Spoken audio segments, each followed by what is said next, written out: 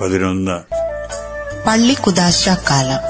പള്ളിക്കുദാശക്കാലത്തിൽ പള്ളി എന്ന് പറയുമ്പോൾ മൊത്തത്തിൽ സഭയെ ഉദ്ദേശിച്ചാണെന്നും സുറിയാനി ഭാഷയിലെ കൂദാശ എന്ന പദം കൊണ്ട് വിശുദ്ധീകരിക്കുക, പവിത്രീകരിക്കുക എന്നൊക്കെയാണ് അർത്ഥമാക്കേണ്ടതെന്നും സഭാമക്കൾ സാമാന്യമായി മനസ്സിലാക്കേണ്ടതുണ്ട്. അങ്ങനെ വരുമ്പോൾ സഭയുടെ സമഗ്രമായ വിശുദ്ധീകരണമാണ് ഈ കാലഘട്ടത്തിലെ ചിന്താവിഷയം.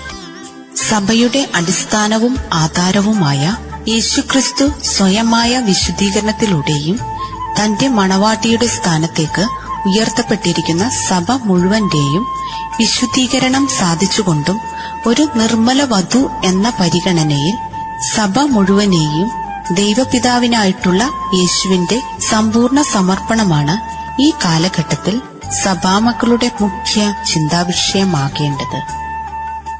ഈ വിശുദ്ധീകരണ പ്രക്രിയ പുരുഷാന്തരങ്ങളിലൂടെ തന്റെ സഭയുടെ കൂട്ടായ്മയിലേക്ക് വിളിക്കപ്പെടുന്നവരിൽ സാധ്യതമാക്കുന്നതിനു വേണ്ടിയാണ് സ്വർഗീയ വിരുന്നിന്റെ മുന്നാസ്വാദനമെന്ന നിലയിൽ പരിശുദ്ധ കുർബാന സ്ഥാപനത്തെ നാം നോക്കിക്കാണേണ്ടത്.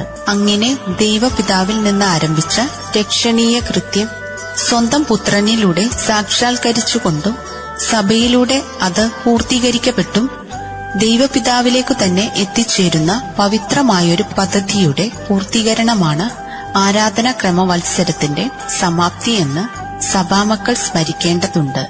4 ആഴ്ചകളിലായി വിഭജിക്കപ്പെട്ടിരിക്കുന്ന ഈ കാലഘട്ടത്തിൽ ദേവാലയത്തിൽ ഞായറാഴ്ചകളിൽ ദിവ്യബലി മധ്യേ പാരായണം ചെയ്യപ്പെടുന്ന സുവിശേഷ ഭാഗങ്ങളെ അടിസ്ഥാനമാക്കിയുള്ള കാലോചിതവും പഠനാർഹവുമായ പ്രഭാഷണങ്ങളാണ് ഇതിന്റെ ഉള്ളടക്കം.